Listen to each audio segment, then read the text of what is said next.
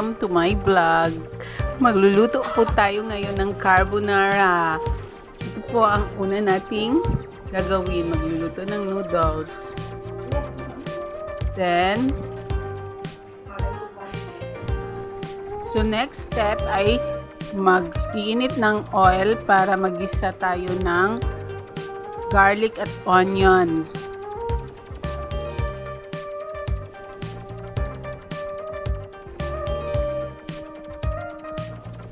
Okay, tapos igigisa natin ang mga ham.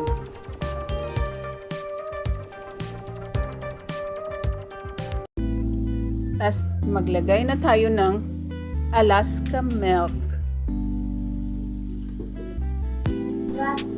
Tapos nilagyan natin siya ng konting paminta at asin para sumarap.